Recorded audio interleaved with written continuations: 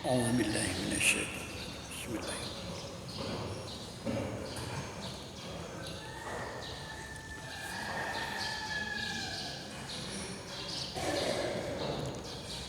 Assalamualaikum warahmatullahi wabarakatuh.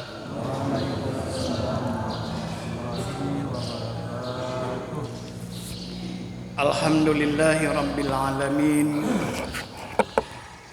Wa bihi nasta'in ala umuri dunya waddin. Allahumma salli wa sallim ala sayyidina wa habibina wa syafi'ina wa maulana Muhammadin wa ala alihi wa sahbihi ajma'in. Rabbi syrah li sadri wa yassir li amri wahlul 'uqdatam min lisani yafqahu qawli. Allahumma inna nas'aluka fahman nabiyyin wa hifdzal mursalin wa ilhamal malaikatil muqarrabin. Allahumma awnina bil ilmi wa zayyinna bil hilmi wa akrimna bit taqwa wa jamilna bil afiyati ya arhamar rahimin. Ya Fattahu ya Alim iftah lana futuhal arifin. Amma ba'du. Yang saya hormati bapak-bapak, ibu-ibu jamaah salat subuh yang dimuliakan oleh Allah Subhanahu wa taala. Alhamdulillah pada pagi hari ini kita dapat salat berjamaah di masjid ini, di rumah Allah ini, dan menjelang waktu syuruk duha kita isi dengan pengajian terjadwal kita pada setiap hari Minggu pada setiap bulan. Untuk itu mari kita senantiasa menyampaikan puji dan syukur kita kepada Allah Subhanahu wa taala, dan juga kita berselawat kepada Nabi kita Muhammad sallallahu alaihi wasallam. Allahumma salli ala sayyidina Muhammad. Bapak Ibu jamaah pengajian rahimakumullah, bulan kemarin kita membahas tentang surah Al-Ahzab ayat 4, 5, dan 6 yang berkaitan dengan tabanni atau pengangkatan anak. Hal yang penting dalam tabanni dalam Islam, karena kenyataannya pengangkatan anak itu ada yang berdasarkan syariat hukum Islam, ada yang berdasarkan adat, dan juga berdasarkan musyawarah. Yang sering terkait dengan tabanni itu masalah bin. Kemarin kita jelaskan bahwa bin itu tidak boleh diganti dengan bapak angkatnya. Oleh karena itu rahasia bin itu sangat penting sekali. Kemudian dalam harta waris, bahwa anak angkat itu tidak mendapat harta waris, dia hanya mendapat wasiat wajibah, dan itu tidak boleh lebih dari 1/3. Setelah kita melakukan pengajian itu kemarin ada pertanyaan dan ada masalah di seputar panorama ini juga. Ternyata ada ahli waris yang dia tidak punya anak, dia hanya punya anak angkat. Kemudian ada yang bertanya tentang bagaimana harta warisnya itu. Jadi penyelesaiannya, selesaikan dulu wasiatnya. Selain kewajiban-kewajiban terhadap jenazah itu, atau wasiat dia atau hutang piutang dia. Baru kemudian kalau masih ada sisa, kalau itu dibawa ke pengadilan, biasanya pengadilan akan menghitung sisanya itu apakah diwakaf, apakah hibah, atau infak. Selebihnya baru boleh dihibahkan juga kepada anak angkat itu. Tapi selesaikan dulu harta wasiat wajibah kepada anak itu. Pada pagi hari ini kita membahas atau mencoba memahami surah ke-80 yang sering kita sebut dengan surah Abasa. Dan surah ini surah yang ke-80 dan surah ini turun di Makkiyah, ayat Makkiyah, artinya syariat Islam itu turun baru kurang lebih 13 tahun. Jadi belum lengkap syariat diterima oleh Nabi Muhammad sallallahu alaihi wasallam. A'udzu billahi minasyaitonir rajim. Abasa wa tawalla an ja'ahul a'ma. Al-ayat. Ayatnya bisa dibaca untuk pengajian kita pada hari ini sampai ayat ke-7. Abasa wa tawalla diterjemahkan bermuka masam. Abasa itu bermuka masam, atau kalau bahasa anak muda itu cuek. Atau kalau bahasa Sika apa? Bermuka masam, acuh tak acuh. Apa bahasa Sika? Agak apa ya? Hah? Oh gitu ya, kira-kira begitulah. Dia peduli, gitu. Abasa. Watawalla itu ya kalau bahasa kami Bangka itu agak melengos dikit. Sama baik. Jadi abasa watawalla. Jadi agak acuh, tak peduli, agak melengos sedikit. Nah, ini terjadi pada diri Rasulullah sallallahu alaihi wasallam. Jadi kalau kita berpikir bahwa Nabi itu pernah tidak peduli, agak melengos sedikit. Nah, itu memang ayat ini berkaitan dengan seorang sahabat yang buta. Maka ayat ini nanti kita bawa ke masalah fikih. Jadi salah seorang sahabat Nabi namanya Abdullah bin Ibnu Ummi Maktum.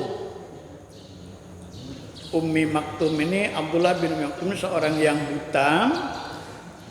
Dia seangkatan sekawan dengan Bilal bin Rabah. Bilal bin Rabah itu salah seorang muazzin yang terkenal. Ya. Nah, Abdullah bin Ummi Maktum ini juga azannya bagus. Azannya bagus sama seperti Bilal.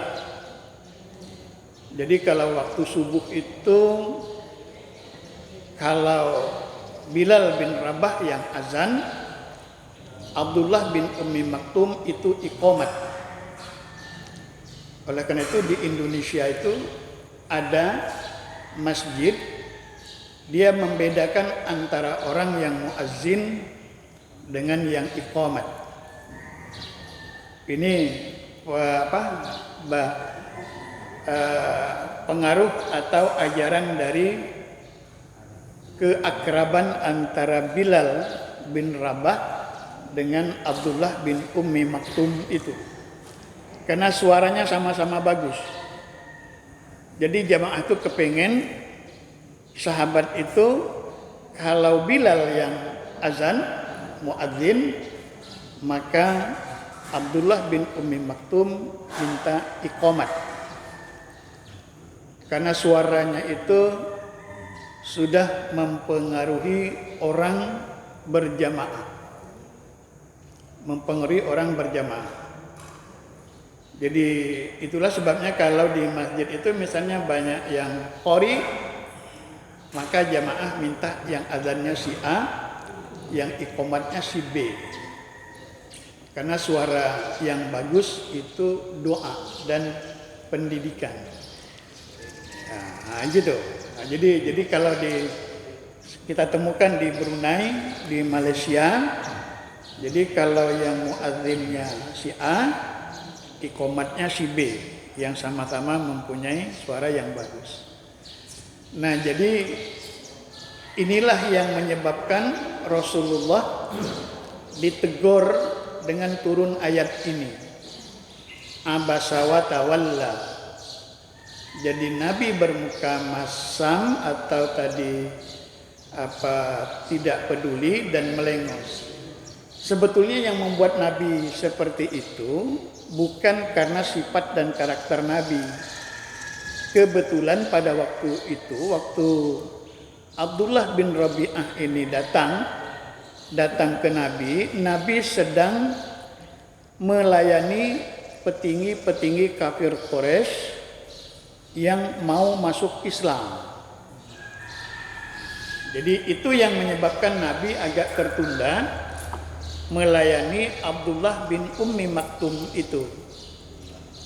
Tetapi itu menjadi pelajaran bagi Nabi. Turunlah ayat ini, abasa wa tawalla an ja'ahul a'ma, bahwa datang kepada Nabi itu seorang tunanetra, seorang yang buta. Sehingga 7 ayat itu mengingatkan kepada Nabi. Setelah turun ayat inilah maka Nabi setiap kali ketemu dengan Abdullah bin Ummi Maktum, dia bilang marhaban man atabni fihi rabbi. Jadi artinya selamat jumpa wahai Abdullah bin Ummi Maktum, orang yang pernah saya diingatkan oleh Allah. Jadi setelah ayat ini turun, Nabi ketemu dengan Abdullah bin Ummi Maktum, dia bilang marhaban, sampai jumpa, salam jumpa orang yang telah membuatkan saya diingatkan oleh Allah. Dan setelah itu Rasulullah selalu membentangkan salnya, selendangnya untuk Abdullah bin Ummi Maktum. Dan setelah itu Abdullah bin Ummi Maktum ini dijadikan sebagai wakil Nabi dalam peperangan. Jadi ketaatan, kesolehan Abdullah bin Ummi Maktum yang sempat datang kepada Nabi, kemudian Nabi karena sedang sibuk belum sempat melayaninya, karena ternyata setelah di cross check ditanya, Abdullah mau ketemu Nabi itu dia ingin bertanya tentang agama. Jadi dia ingin bertanya tentang sesuatu, tentang ajaran agama, tetapi Nabi belum sempat melayani. Nah, dari ayat ini ya, jadi ayat ini maka menjadi pembelajaran bagi kita, termasuk pemerintah yang sekarang ini dikenal dengan kelompok defable atau disabilitas bahasanya, atau bahasa mudah dimengerti orang yang berkebutuhan khusus. Orang yang berkebutuhan khusus. Oleh karena itu saya ingin menjelaskan ayat ini, membawanya kepada fikihnya dulu. Jadi kalau pendidikannya tadi, bahwa kita tidak boleh mengabaikan orang yang disabilitas itu, orang yang berkebutuhan khusus itu. Masuk di situ orang yang cacat, al-a'raj dalam bahasa Arabnya. Kemudian masuk di situ orang yang tunanetra, seperti yang dialami oleh Abdullah bin Ummi Maktum. Ada orang yang tuli, ada orang yang bisu, ya, bisu. Maka ini diatur mengatur begitu luas di dalam fikih. Jadi kita bawa ke fikihnya dulu. Orang-orang yang disabilitas tadi, baik yang tuli, bisu, buta atau cacat, dia masih tergolong sebagai seorang mukallaf. Seorang mukallaf. Oleh karena itu dakwah agama kepada dia harus sampai. Bagaimana kemampuan dia menangkap, menerima ajaran itu sesuai dengan kemampuan dia. Imam Syafi'i menjelaskan terhadap orang yang bisu, tuli, tunanetra atau cacat, kalau dia dari lahir, begitu dia baligh dan mukallaf, maka harus diberitahu tentang ajaran agama itu. Bagaimana dia menangkap, merespon apa yang diajar itu? Menurut Imam Syafi'i paling tidak, kalau bisu misalnya, ada desus suara yang keluar dari mulutnya. Kan kalau orang yang bisu itu kadang-kadang kita rasa keluar air mata bahwa dia ingin mengeluarkan suara. Sebetulnya dia ingin merespon. Jadi menurut Imam Syafi'i, kalau ada desus nafasnya untuk melakukan itu, maka dianggap dia sudah menerima ajaran agama itu sampai kepada dia. Untuk sholat misalnya, kan dalam sholat itu ada rukun qauliyah, ada rukun fi'liyah. Yang qauliyah itu takbiratul ihram. Jadi kalau kita mengajar dia bertakbir, seukuran kita menyebut takbir, ada desus napasnya mau keluar, maka menurut Imam Syafi'i itu sudah dianggap dia menerima ajaran itu. Atau membaca surah Al-Fatihah dan membaca tahayat, itu yang bisu. Tetapi wajib bagi kita menyampaikan sampai dia melaksanakan itu. Kalau desus napasnya tidak begitu terdengar, kata Imam Syafi'i, dilihat gerak bibirnya. Jadi kalau sudah ada tangkapan gerak bibirnya, maka berarti syariat itu sudah sampai kepada dia. Dan yang ketiga, gerak lidahnya. Maka berarti ajaran itu sudah sampai kepada dia. Kemudian bagi orang yang tuli itu dengan isyarat. Isyarat itu bisa isyarat secara alamiah, tradisional, yang kita biasa. Saya itu langganan urut saya itu masih sanak yang di simpang pesantren itu. Siapa namanya?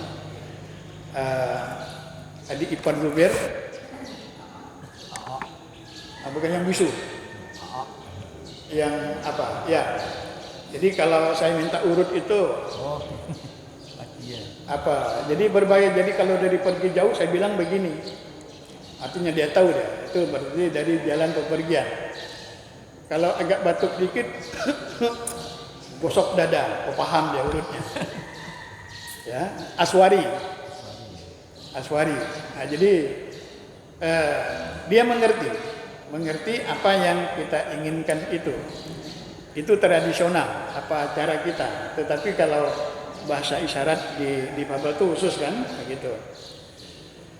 Tetapi wajib bagi kita yang normal, apakah itu terjadi pada keluarga kita atau orang di sekitar kita, untuk menyampaikan dakwah agama itu bagi yang difabel tadi. termasuk semuanya, baik yang tunanetra atau cacat. Kemudian kalau dia, ini agak detil dalam fikih syar'inya, tuli itu dia kalau Fatihah tadi kan dia tahu bahwa imam misalnya kalau dia berjamaah, imam itu pada posisi membaca Al-Fatihah. Nah, kalau dia tidak terdengar betul, ya, setelah surah Al-Fatihah membaca ayat, dia dianjurkan membaca ayat yang paling pendek. Bagaimana dia membacanya itu sesuai dengan kemampuan dia. Jadi intinya syariat itu wajib kita sampaikan kepada dia dan dia merespon. Kalau cacat juga sama seperti orang yang sakit, jadi sholatnya bisa dengan kata hati, dengan ingatan, zikir, atau dengan sholat berbaring, duduk, dan sesuai dengan kemampuan dia. Jadi tidak dituntut sempurna seperti kita yang normal gitu. Jadi baik disabilitasnya itu fisik, ya, anggota tubuhnya, badannya, atau disabilitasnya itu bahasa atau intelektual. Jadi ininya kemampuan daya tangkap dia. Tetapi dalam hukum, dalam syariat dia tergolong orang yang masih mukallaf. Oleh karena itu bagaimana cara dia bertuhan, bagaimana cara dia memahami fikih, misalnya untuk mengetahui dia baligh atau tidak, itu menjadi wajib bagi kita. Masalah kesempurnaan atau tidaknya itu tergantung kita. Nah, yang banyak terjadi di masyarakat kita ketika akan berwasiat, menerima harta warisan dan haji. Kalau kemampuan hajinya itu menurut ukuran kita dan dia juga sulit, maka hajinya dibadalkan. Ada yang disabilitas ini kan dia mampu secara harta, tetapi dia sulit, maka hajinya dibadalkan. Kalau dia berwasiat, kalau cacatnya itu dianggap kurang mampu, maka harus disertakan walinya. Maksud wali di situ keluarga yang terdekat. Jadi bisa saudaranya, bisa pamannya, atau keluarga yang terdekat. Jadi zawil arham, yang masih dekat hubungan keturunannya. Baru kemudian melangkah ke yang lebih jauh yang ada di sekitarnya itu. Nah, kalau dia kan ada kenyataannya, dia tadi menikah, kemudian dia ingin menjatuhkan tolaknya, cerai, maka itu juga harus didampingi oleh walinya. Kalau dia ingin berwasiat juga demikian, karena wasiatnya itu dikhawatirkan tidak sah nanti. Oleh karena itu didampingi oleh walinya, termasuk berwakaf sampai kepada administrasi wakafnya. Kita mendorong sekarang masyarakat kalau ingin berwakaf sampai tertulis akta wakafnya. Karena kenyataan sekarang banyak lembaga-lembaga pendidikan yang menawarkan kartu wakaf, tetapi apakah wakaf itu dibukukan atau tidak? Ini yang kita temukan beberapa lembaga pendidikan, dia menawarkan wakaf, orang berwakaf, tetapi wakaf itu tidak diadministrasikan, tidak tercatat. Karena wakaf itu ada nazir, ada nazirnya.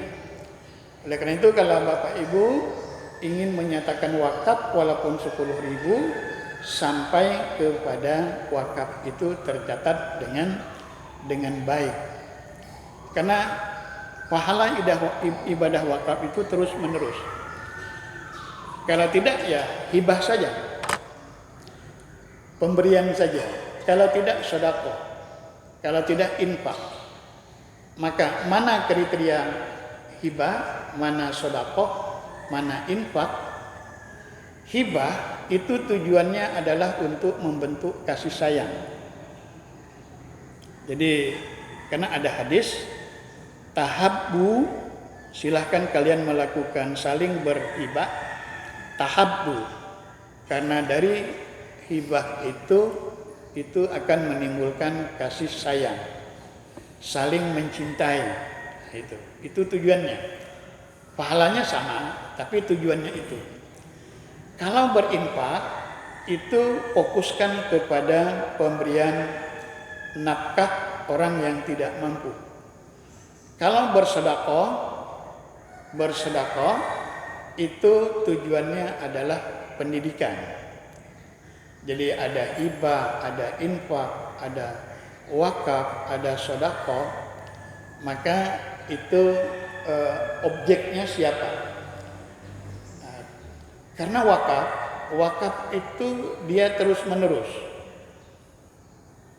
Oleh karena itu jenis apa yang bisa diwakafkan itu barang yang tidak rusak.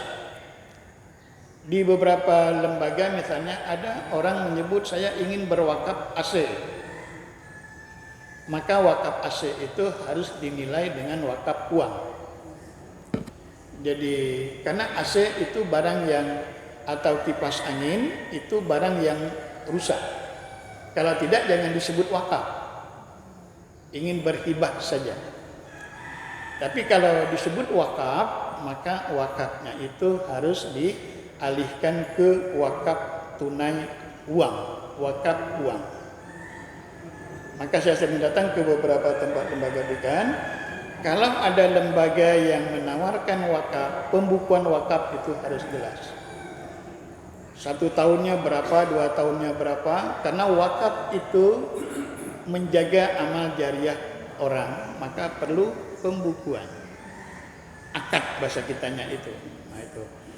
Ada kasus misalnya saya ingin berwakaf 1 pasang kursi tamu. Maka lembaga wakaf harus menerjemahnya itu ke uang. Karena wakaf uang itu wakaf tunai dan yang diambil adalah nilainya, walaupun uang itu sudah nggak ada lagi. Atau ada sekarang namanya wakaf produktif. Kalau dia wakaf produktif, nilai uangnya harus tetap. Nilai uangnya harus tetap. Hasil dari produktif itu yang boleh digunakan. Sekarang misalnya di bank-bank syariah itu melaksanakan program itu, wakaf tunai, wakaf uang. Nah, itu. Jadi kita juga sekarang sedang meluruskan ada infak pegawai setiap minggu itu, ya. Jadi kemana wakaf, kemana infaknya itu? Nah ini apa? Karena LSM kita sedang mendata sudah sekian miliar wakaf pegawai negeri di kota Bengkulu itu. Tetapi kemana wakaf, kemana infaknya itu apa? Itu perlu diluruskan maksudnya gitu. Karena menjaga amal orang. Gitu. Nah kembali kepada orang yang disabilitas tadi. Jadi wajib bagi kita untuk menyampaikannya itu sampai ada respon dari orang yang disabilitas itu.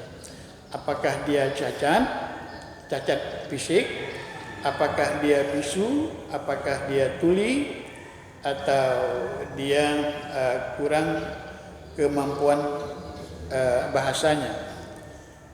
Ada lagi satu selain orang cacat itu adalah dalam fikih namanya orang yang sapi. Sapi itu orang yang tidak mampu mengelola apa yang dia miliki. Termasuk di situ sikap boros, karena boros itu dilarang oleh agama.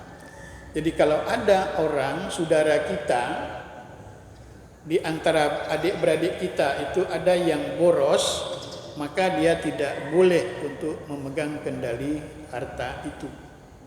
Harus diserahkan kepada orang lain. Karena itu dalam agama. Atau tidak mampu menggunakan harta. Karena harta itu yang dibutuhkan adalah manajemennya, bagaimana gitu. Atau apa yang kita miliki itu. Termasuk orang yang syafi, kalau memang dia ini haji pun didampingi, dia bisa melaksanakan ibadah haji, tetapi didampingi. Gitu. Jadi memang harus didampingi orang yang syafi. Termasuk tadi masalah wasiat, zakat, kemudian infak, sedekah dan lain sebagainya. Dan yang terkait dengan pernikahan itu. Jadi syafi.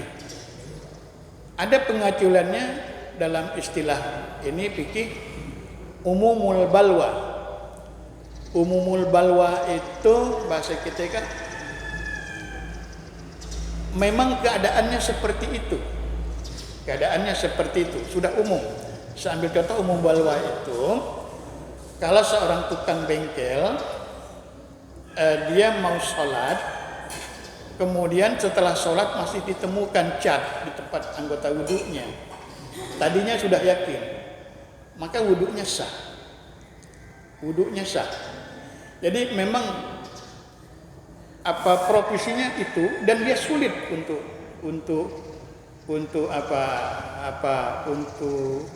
lebih sempurna. Atau misalnya tukang ikan, jual ikan di pasar, kan dia sudah hari-harinya itu bergelumur dengan sisik ikan, satu sisik ikan. Nah, ketika dia sholat, ditemukan sisik ikan masih menutup anggota wudhunya, maka wudhunya itu sah. Umumul balwa. Jadi Islam itu sangat toleran atau bijak. Kemarin saya melakukan penelitian kepada nelayan. Ternyata saya baru tahu juga, nelayan itu sebelum berangkat dia bawa air 1 dirgen. Saya tanya, untuk apa air itu? Untuk wudhu, Pak. Terus Bapak tahu kalau air laut itu boleh untuk berwudhu? Sebagian 80% menjawab tahu. Tetapi bagi mereka, membawa air wudhu dalam dirgen itu bagian daripada sholat dan doa. Jadi begitulah beragama orang masyarakat. Jadi bagi dia membawa air dalam dirgen untuk wudhu, ya, untuk wudhu itu adalah bagian daripada doa. Jadi air untuk wudhu itu dianggap mulia. Terus Bapak bawa apa lagi? Bawa sejadah. Terus bawa kain. Tapi kadang-kadang Bapak sholat nggak? Ada kali nggak sholat juga, Pak.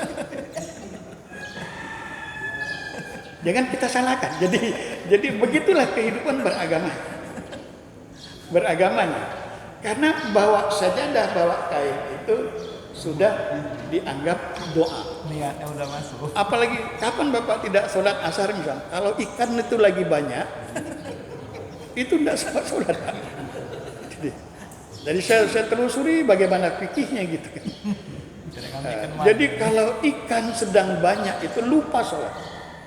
Nah begitu saat mereka lupa sholat, tadi Bapak bawa sejadah, bawa kain, bawa apa.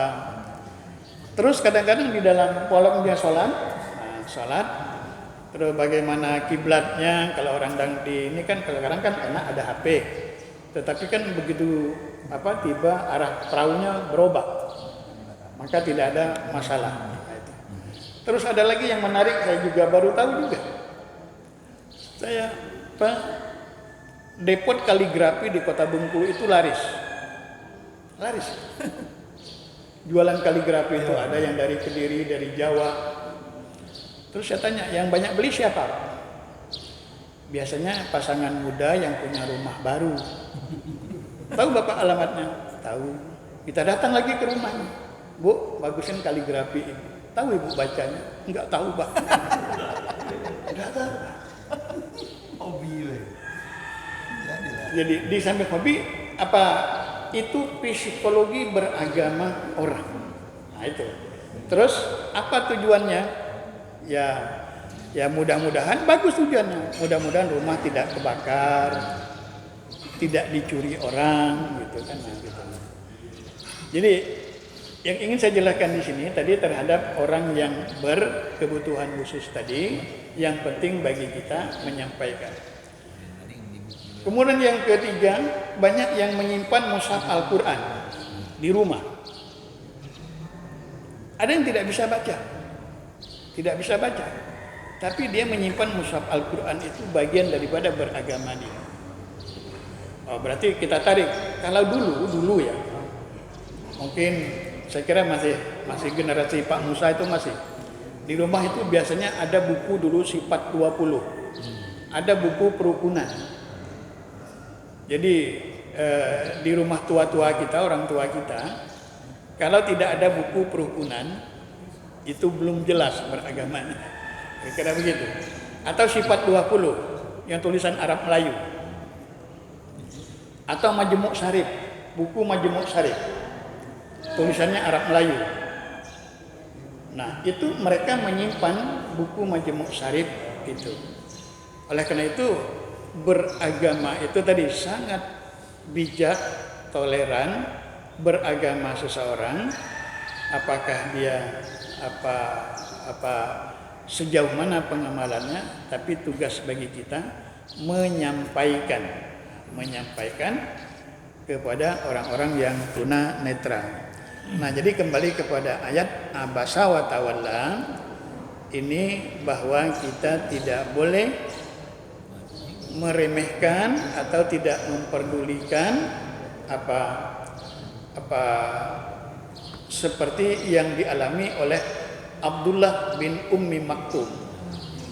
Karena Ummi bin Maktum ini kalau dalam sejarahnya, dia kalau di masjid dia sering duduk di sebelah kiri mimbar. Jadi orang yang punya keyakinan duduk di sebuah masjid di mana dia nyaman, bisa di sebelah kiri mimbar, bisa di sebelah kanan mimbar, maka itu juga pilihan dia. Ummi Maktum itu kalau duduk selalu di sebelah kiri mimbar.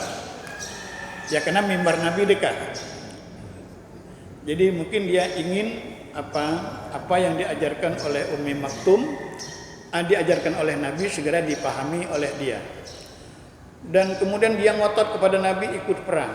Dan Ummi Maktum ini ada 3 ayat yang menyebabkan turun gara-gara dia. Maksudnya karena dia. Pertama dia ingin perang. Terus Nabi menyatakan tidak boleh, dan turunlah ayat tidak perlu ikut berperang orang yang ada uzur. Apa jawab Ummi Maktum? Saya mau ikut, saya pegang bendera jadilah. Pegang bendera antara 2 pasukan. Apa jawab dia? Kalau saya yang buta megang bendera di antara 2 pasukan, maka orang tidak tahu bahwa kita kalah atau menang. Nah, jadi gitu.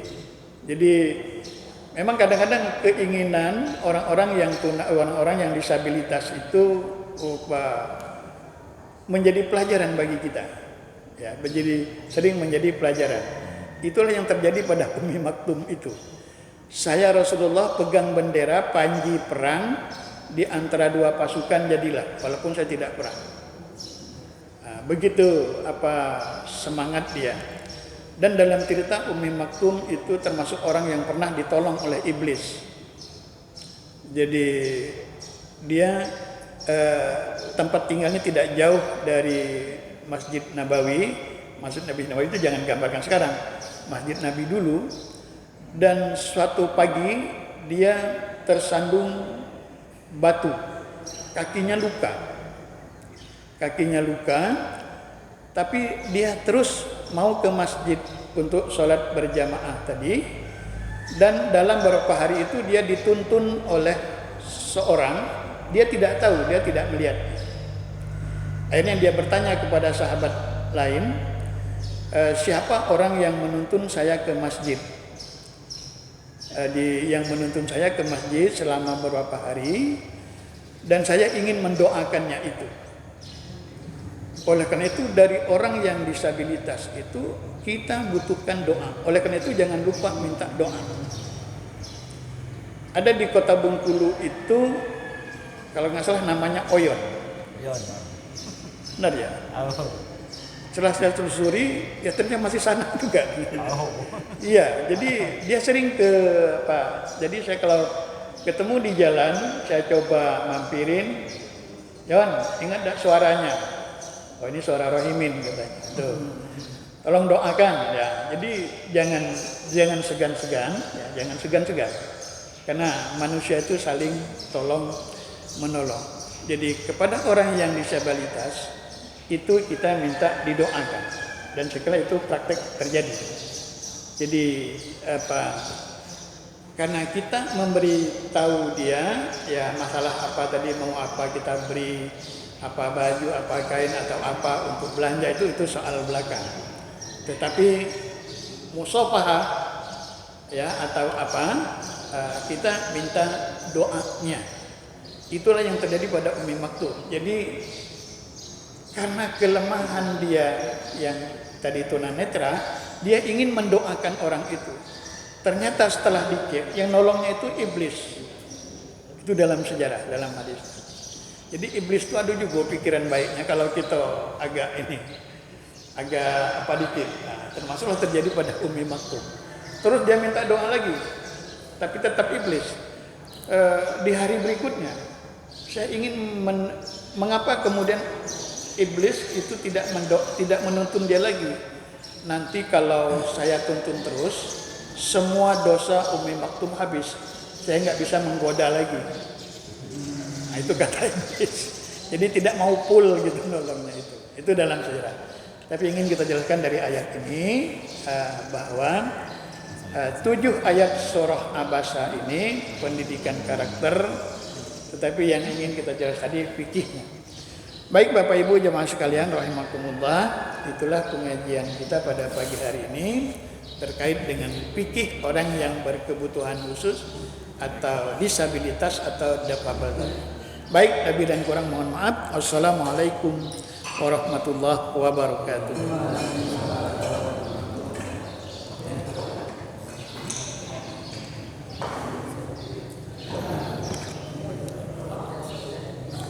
Ustaz, di buku kerukunan itu kan